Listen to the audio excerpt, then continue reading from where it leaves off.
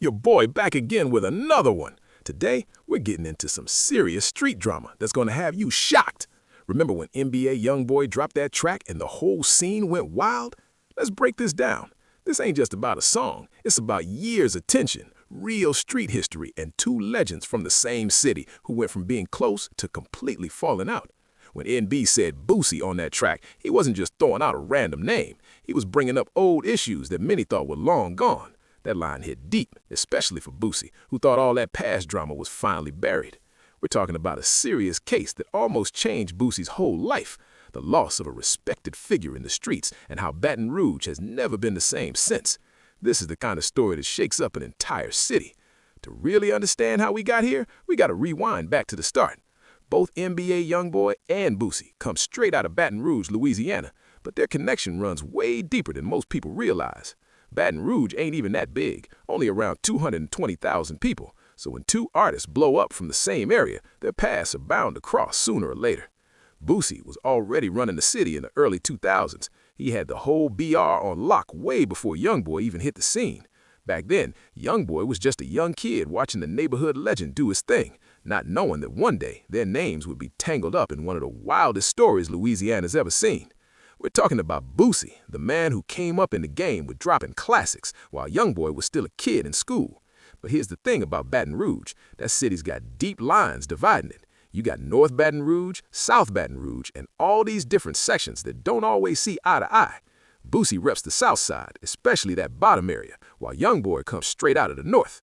Now that might sound like just a small neighborhood difference, but in Baton Rouge, those lines mean everything. In street culture, where you from can shape your whole story. When Youngboy started buzzing around 2015, 2016, Boosie was already sitting high as a certified legend in Louisiana. At first, there was nothing but love and mutual respect. Boosie could see raw talent when it was in front of him, and Youngboy knew how to show respect to the OGs who laid down a foundation. There wasn't any drama in the beginning. They were actually cool and even showing public support for each other. But then, things started to shift, and fast. The first cracks in that connection didn't come from direct beef. It came from something deeper, respect, and the way things were supposed to be handled. Youngboy was blowing up quicker than anyone could have predicted. His YouTube numbers were going wild, the streets were rocking with him, and major labels were lining up to work with him. But with that kind of fame came a new attitude. Some people started whispering that Youngboy wasn't paying the proper respect to the legends who came before him. Boosie started feeling, I mess with freedom, but I don't know what happened with Top. I just don't know what happened. What Boosie was talking about was the way he used to help other Louisiana artists, clearing samples, giving them support, and making sure they could get their music out to the world. But when it came to Youngboy, something switched up. Maybe it was label politics, maybe it got personal, but that same love wasn't coming back anymore, and Boosie could feel it heavy. That's when the tension started to bubble up. Suddenly, subtle lines and indirect comments started popping up in songs and interviews. Boosie began to feel like he was being disrespected. And when you disrespect a Louisiana icon, things can get complicated real quick. The city started splitting in two.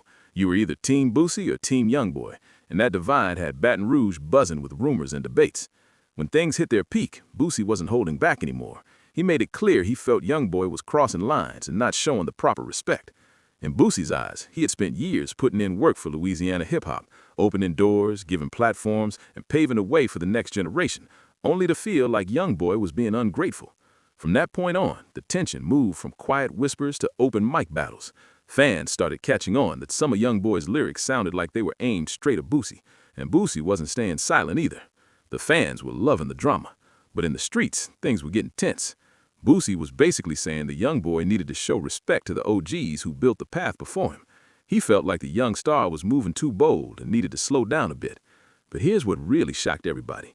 For a short moment, these two actually made peace.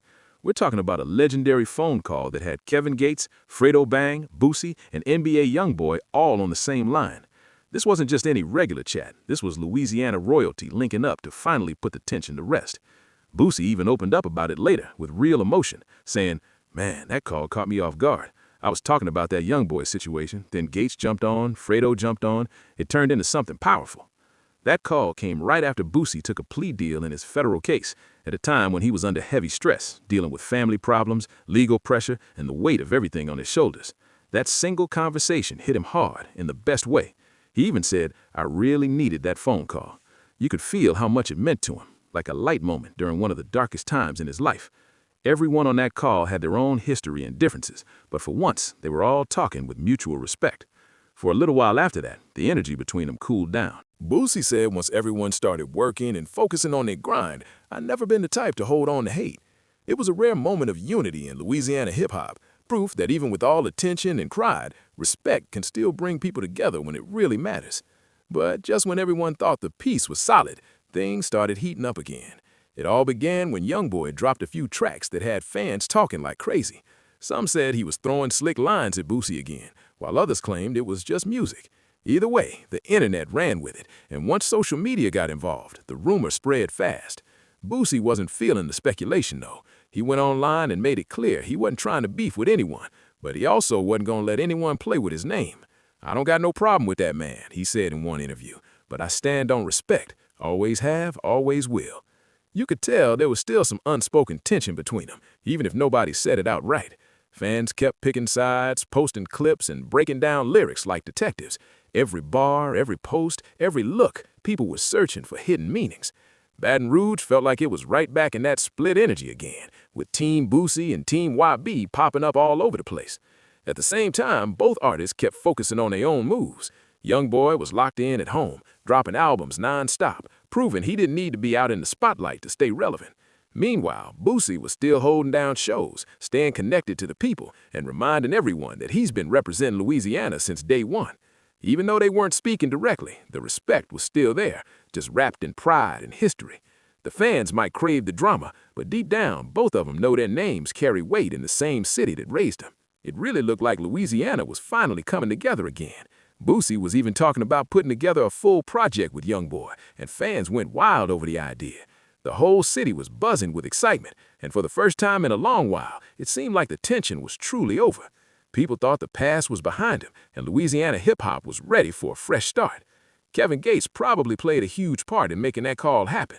He's always been that peacekeeper figure in the state, the one trying to keep everyone on good terms. And let's not forget Fredo Bang. He's Boosie's cousin, so of course he wanted to see his family and his city move past the drama. It felt like the perfect moment for everyone to heal. Now here's the part most people don't talk about. Boosie's son, Tootie Raw, happens to be one of NBA Youngboy's biggest fans. For real, this young man plays Youngboy's music non-stop, and honestly, that probably pushed Boosie to want to end all that tension even more. Imagine being Boosie and having your own kid come up to you saying, "Dad, why you got problems with my favorite rapper?" That kind of moment hits deep, especially when family's involved. Tootie Raw might have been the voice that reminded Boosie what really mattered, keeping peace and setting the right example. Tootie represents the new wave of Louisiana, young fans who just want to see unity, good energy, and great music without all the old drama. Having his son admire Youngboy likely made Boosie realize that this whole situation was bigger than personal pride. It was about the culture, the legacy, and the next generation watching every move. It's all about being smart and moving with purpose. See, Youngboy brings a whole different kind of energy. This young star has been through a lot, and you can feel that in his music. His background isn't like most artists. He's faced tough situations, run-ins with the law, and real struggles that shaped who he is today. That's why the streets connect with him, because his songs come from real experiences, not just stories. When Youngboy talks about the rough parts of life, it's not just for show, it's what he's lived through. And Boosie knows all too well how serious that can get. He's been through his own share of challenges with the system, beat major cases, and worked hard to rebuild his name and career the right way. So at this point in his life, Boosie understands that jumping into pointless drama isn't worth it, especially when he's got too much to lose. Young WB, on the other hand, is still younger, full of energy, and hungry to prove himself. That hunger can sometimes make people take bigger risks, but Boosie's in a different lane now. He's a father, a businessman, and a living legend. He's thinking about his family, his businesses, and the legacy he's leaving behind. That's why the smartest move for him has been to stay cool and let the music speak for itself. The age gap between them matters too. Boosie's in his 40s now, with wisdom that comes from surviving everything life threw at him. Young WB's still in his early 20s, moving fast with that fearless spirit. Boosie probably sees a younger version of himself in YB and doesn't want to see him throw away his potential over unnecessary conflict. Just when everything seemed calm, Youngboy YB dropped a track that completely shook things up. He released a song called Nussy, and when I say the internet and the streets went wild, I mean everyone was talking about it. The drop caught everyone off guard, and the timing made it even more surprising. Now, for those who might not know, Nussie was inspired by a well-known figure from Baton Rouge who lost his life back in 2009. But here's what made this moment so intense. Boosie had once been linked to that same situation through a major court case years earlier, one that nearly changed his life forever. So when Youngboy dropped a track using that name, people couldn't believe it. The timing felt off, especially since it came just weeks after that peacemaking phone call between Boosie, Youngboy, Kevin Gates, and Fredo Bang. Christopher Jackson, known by many as Nussie or Mr. Badass, was a major figure in Baton Rouge in the early 2000s, a man who had real influence in the city. He wasn't just some local name. He had a reputation for being business-minded, determined, and respected by those around him. Originally from Easy Town, Nussie represented South Baton Rouge strong, ran his own ventures, and was even working toward building a name for himself in music. He owned a popular spot called Club 225, and he was living a fast life that came with success. In one of his last interviews, Nussie said, "I'm just a street dude trying to show I can rap. The people around me really support me. I built everything from the ground up." Nussie wasn't just known for hustling. He had a reputation for being bold, even going after other hustlers, sometimes people close to him. Stories floated around that he once took product from his own father's connection and vanished like a ghost in the night. He moved in a way that kept people both respecting and fearing his name in Baton Rouge. But with that kind of reputation came tension, and Nussie had a lot of it. He had disagreements with several people around the city, including some who were tied to Boosie's circle. The conflict reportedly stemmed from territory, money, and respect, the same kind of issues that have caused tension in neighborhoods for decades. Then came February 9th, 2009, the day everything changed. Nussie was found shot at his home on America Street in Baton Rouge. It was a shocking event that sent waves through the entire community. Almost immediately, whispers started flying, and Boosie's name got pulled into the conversation as someone possibly connected to the situation. Focusing on his businesses, family, and community projects, showing everyone that he was past the stage of reacting to every slight. That silence spoke volumes. It showed growth, control, and focus. Investigators built their case around a young man named Michael Marlowe Louding, who they believed had information about what happened. They claimed he was close to Boosie and had carried out several violent acts connected to him, including the one involving Nussie. Prosecutors accused Boosie of being behind it all, saying he is supposedly paying $30,000 because of an ongoing dispute. They painted Boosie as a mastermind, running the streets like a kingpin, using younger guys to handle business for him. The case was huge, so serious that Boosie Badass was facing the most severe possible legal consequences if found guilty. At first, Marlowe Mike agreed to work with investigators and even claimed he would testify against Boosie. But here's where it gets wild. People started pointing out details that didn't quite add up. Marlowe Mike had a tattoo across his stomach that said, "Boosie, who's next?" which only fueled the controversy more. At first, the prosecutors thought they had a guaranteed win. Everything looked solid on paper. Witnesses, evidence, and a full story tying Boosie to the crime. But here's where things took a shocking turn. During the trial, Marlowe Mike completely flipped his story. He got on the stand and admitted that he had lied to investigators hoping for a lighter sentence and that Boosie had nothing to do with what happened. Without his testimony, the prosecution had nothing left to stand on. And just like that, Boosie walked free. But even though he beat the case, the damage to his reputation was already done. His name and Nussie's story were forever connected in the minds of fans in the streets. So when Youngboy dropped a song called Nussie, it hit deep. For Boosie, it wasn't just another track. It reopened old wounds, reminding him of one of the hardest battles of his entire life. After Nussie dropped, the hip-hop world lit up again. It felt like every blog, YouTube channel, and fan page had something to say. Some people thought Youngboy was just paying homage to a Baton Rouge legend, but others swore he was taking a direct shot at Boosie.